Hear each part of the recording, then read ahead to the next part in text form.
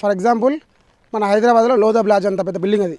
అంటే ఇప్పుడు ఆ బిల్డింగ్ అంతా కేవలం వీళ్ళు ఉండడం కోసమేనా అది? ఆ క్యాసినో కోసమే. దానికి లీగల్గా కంబోడియా గవర్నమెంట్ సెక్యూరిటీ ఇస్తుంది.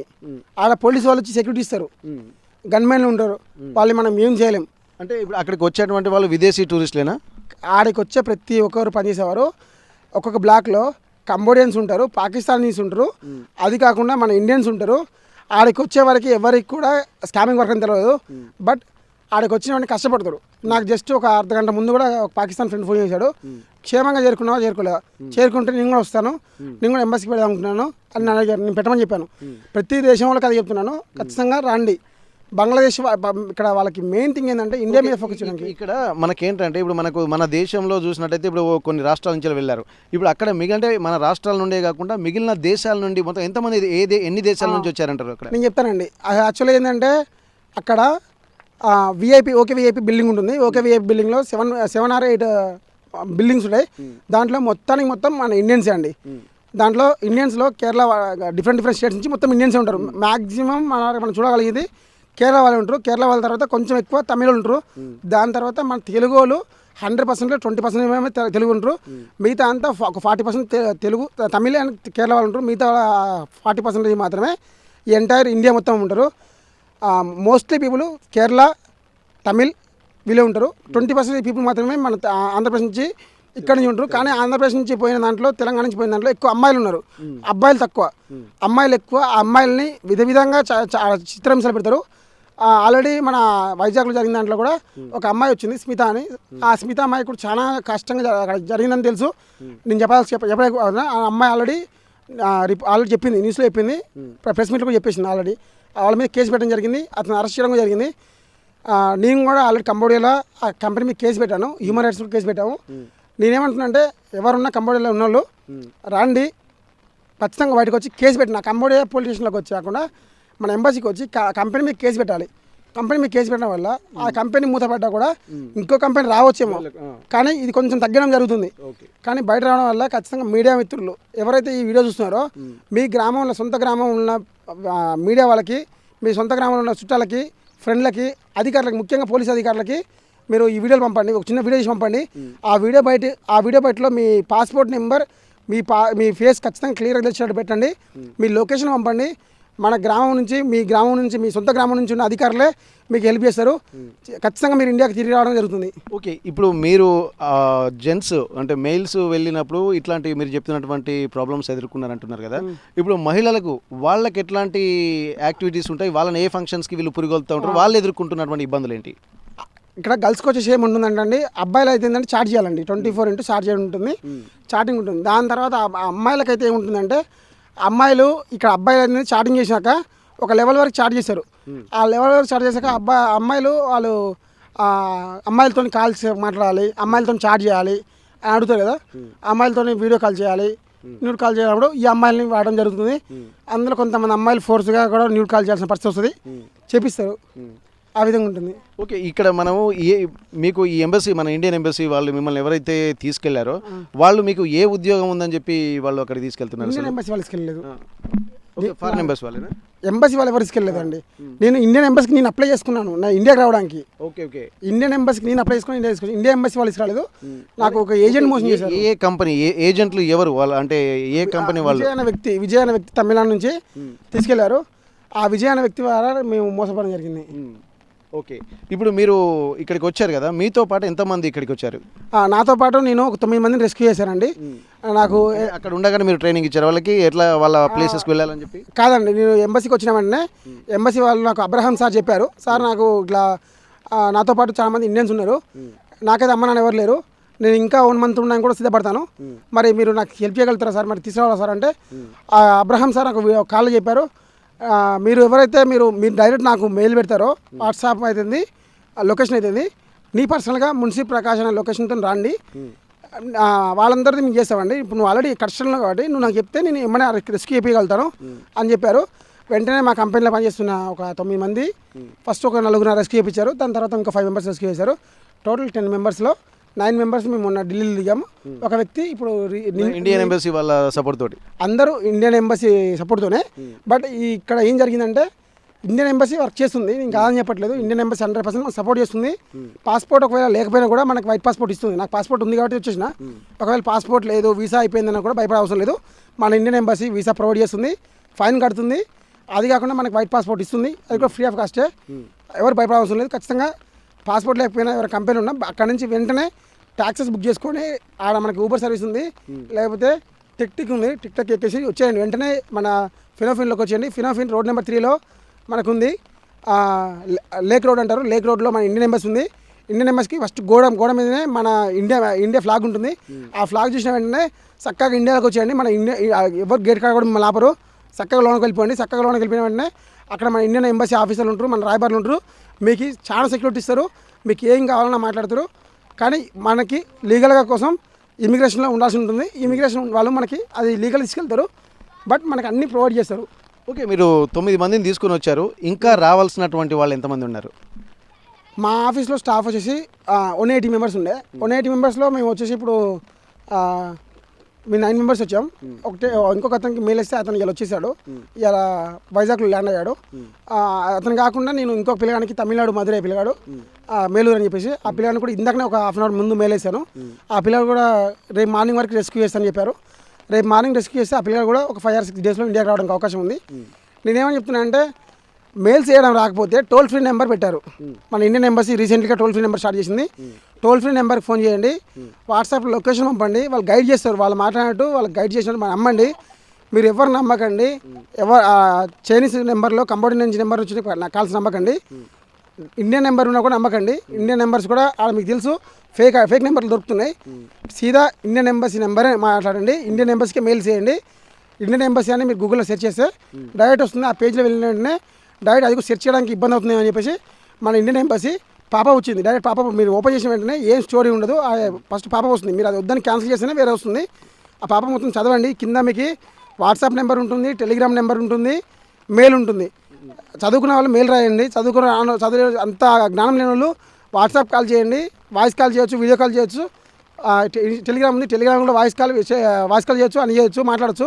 వాళ్ళ ద్వారా జస్ట్ లొకేషన్ షేర్ చేయండి, ఖచ్చితంగా రెస్క్యూ అవుతారు. ఓకే, కాంబోడియాలో ఇప్పుడు మీరు వెళ్ళినటువంటి ప్రాంతంలోనే ఇప్పుడు 180 మంది ఉన్నారా, లేకపోతే ఇంకా కొంత వేరే ప్లేసెస్లో కూడా ఉండేటువంటి అవకాశం ఉంటుంది కదా? మొత్తం ఎలా ఉంటుంది అక్కడ? ఎలా ఉంటుందంటే ఓకే విఐపి కాంపౌండ్లో మేము ఉన్న దాంట్లో మాత్రం 180 మెంబర్స్ దాకా ఉన్నాం. ఆ 180 మెంబర్స్లో ఇప్పుడు మేము ఆల్మోస్ట్ ఒక 13 మెంబర్స్ దాకా రెస్క్యూ అయ్యాం. అది కాకుండా ఆడ ఓకే విఐపి కాకుండా విన్నర్స్ ఉంటుంది. ఆ విన్నర్స్ బ్లాక్లో వచ్చేసి చూస్తే కేరళ వాళ్ళు దాదాపుగా ఒక 3,000 మంది ఉంటారు. 3,000 మంది కేరళ వాళ్ళు, తమిళనాడు వాళ్ళు ఉంటారు. వాళ్ళకి ప్రాబ్లం ఏంటంటే వాళ్ళకి ఇంగ్లీష్ రాదు. వాళ్ళకి ఇంగ్లీష్ మాట్లాడడం రాక, తమిళనాడు కూడా ఇంగ్లీష్ మాట్లాడరాక, ఇంగ్లీష్లో మెయిల్ రాయరాక చాలా ప్రాబ్లం పడుతున్నారు.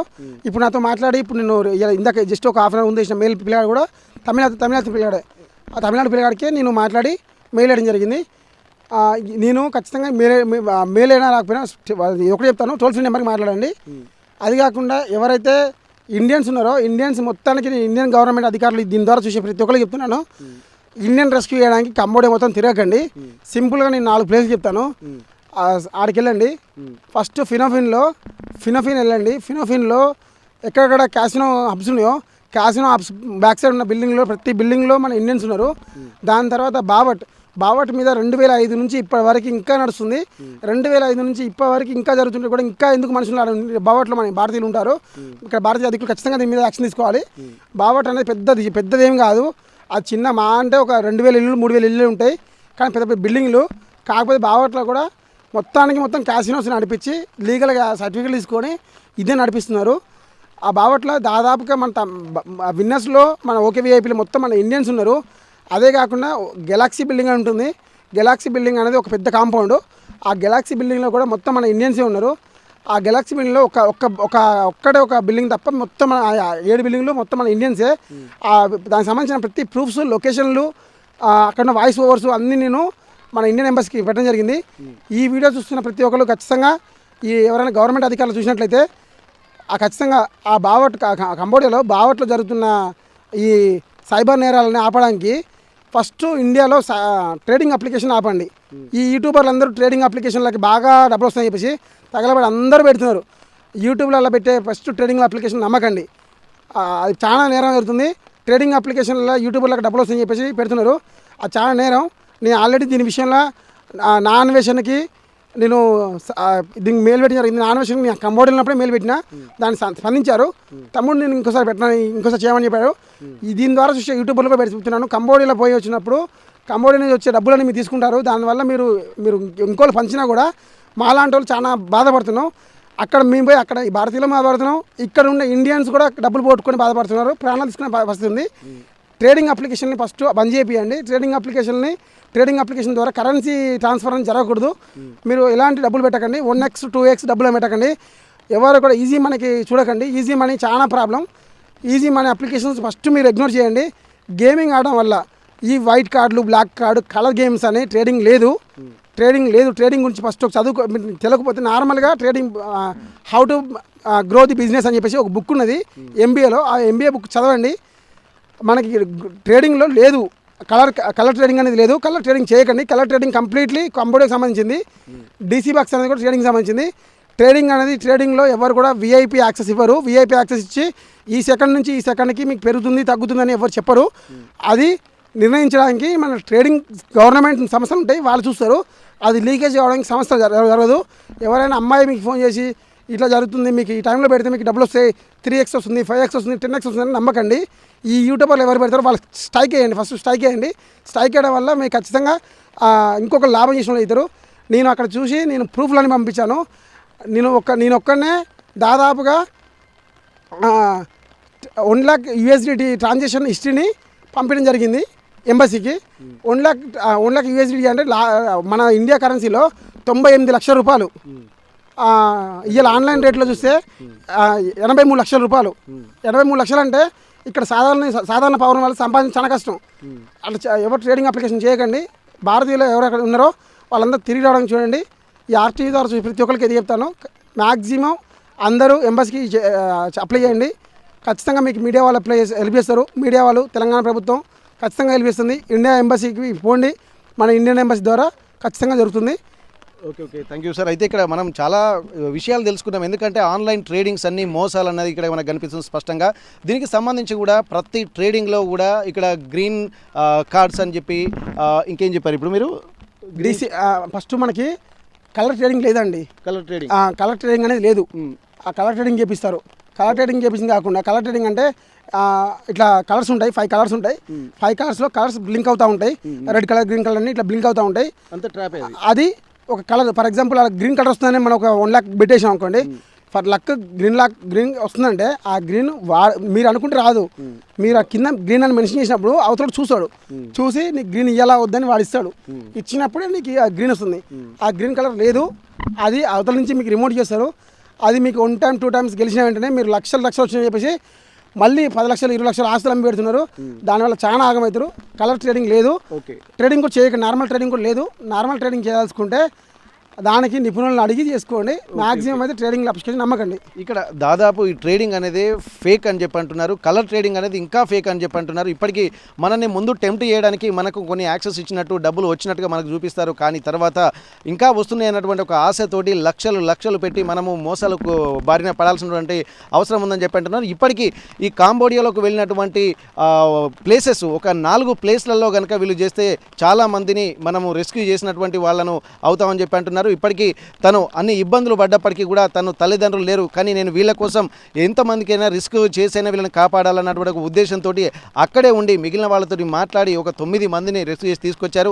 ఇక్కడ నుండి కూడా వాళ్ళకు ఈమెయిల్స్ ప్లస్ తను ఎలా అయితే ప్రకాష్ తప్పించుకున్నాడో అక్కడి వాళ్లకు కూడా మొత్తం ఓవరాల్గా దీని ప్రాసెస్ మొత్తం చెప్తున్నారు. ఆన్లైన్లో ఇక్కడ మెయిల్ ఎట్లా పెట్టాలి, ఇండియన్ ఎంబసీని ఎలా అప్రోచ్ కావాలి, ఇక్కడ ఆన్లైన్లో వాళ్ళకి నంబర్స్ని ఎట్లా తీసుకోవాల్సి ఉంటుంది, ఇవన్నీ దాదాపు వాళ్ళకు ఎప్పటికప్పుడు సజెస్ట్ ఇస్తున్నారు. RTV చూసేటువంటి వాళ్ళు కూడా అక్కడ వాళ్ళ బంధువులు ఎవరైనా ఉన్నారో అసలు వాళ్ళను రెస్క్యూ చేసి ముందు కాపాడాల్సినటువంటి ఒక అవసరం అయితే ప్రస్తుతానికి కనిపిస్తుంది. ఎందుకంటే కేరళ నుండి వచ్చినటువంటి వాళ్ళే ఒక 3000 మంది ఉన్నారు. మన తెలుగు సంబంధించినటువంటి వాళ్ళు ఒక 180 మంది వీరికి సంబంధించినటువంటి బ్లాక్లోనే ఉన్నారు.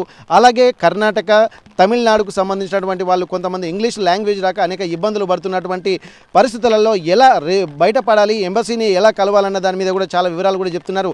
ఇప్పుడు ఎవరైతే ఆర్టీవీ చూసేటువంటి వాళ్ళు కూడా యూట్యూబ్ చూసేటువంటి వాళ్ళు కూడా దాంట్లో కింద కామెంట్ బాక్స్లో కూడా పెడితే అక్కడ ట్యాగ్ చేస్తే ప్రకాశం ట్యాగ్ చేస్తే వాళ్ళకి సంబంధించినటువంటి న్యాయ సలహా కూడా ఇచ్చేయడానికి సిద్ధంగా ఉన్నట్టున్నారు. అవసరం అనుకుంటే వీళ్ళను రిస్క్ తీసుకోవడానికి చేయడానికి కూడా తను ఏ హెల్ప్ కావాలన్నా చేయడానికి సిద్ధంగా ఉందని చెప్పి అంటున్నారు. కానీ తను ఎదుర్కొన్నటువంటి పరిస్థితులు మాత్రం చాలా భిన్నంగా ఉన్నాయి.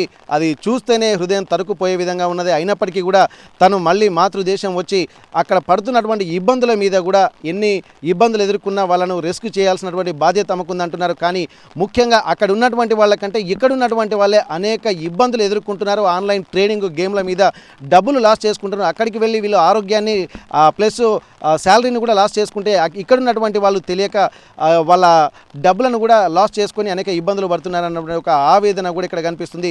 ఏది ఏమైనప్పటికీ కూడా తను బయటపడి ఇక్కడికి వచ్చి చాలా విషయాలు చెప్పినందుకు వారికి ఒకసారి ఈ ఇండియాకి వచ్చినందుకు మరీ వాళ్ళకు ఒకసారి వెల్కమ్ పలుకుతున్నాము. మిగిలిన వాళ్ళని కూడా రిస్క్ చేసేటువంటి ప్రాసెస్ కూడా ఆర్టీవీ తీసుకుంటుంది. ముఖ్యంగా తన స్థానికంగా ఉన్నటువంటి ఎమ్మెల్యేగా పనిచేసినటువంటి మాజీ ఎమ్మెల్యేగా పనిచేసినటువంటి మాలోతో కవిత, అలాగే ఇక్కడ మాజీ ఎంపీ గారు కూడా ఇక్కడ వీరికి చాలా హెల్ప్ చేశారని చెప్పి అంటున్నారు. ఇలా స్థానికంగా ఎవరున్నా సరే వాళ్ళకు మీరున్నటువంటి లొకేషన్ షేర్ చేయాలి, అక్కడ ఉన్నటువంటి ఆ వివరాలు కూడా చెప్పగలిగితే ఒక ఒరిజినల్ వీడియో అంటే మీ ఫేస్ ఐడెంటిఫై చేసే విధంగా పక్కా ఒక వీడియో చేస్తే ఇక్కడ ఉన్నటువంటి పోలీసుల సహకారంతో కూడా మీరు బయటపడేటువంటి అవకాశం ఉందని చెప్పి ధీమా వ్యక్తం చేస్తున్నటువంటి పరిస్థితి. అసలైన తొలి వెలుగు. ఫాలో వాట్సాప్ @తొలి వెలుగు అఫీషియల్.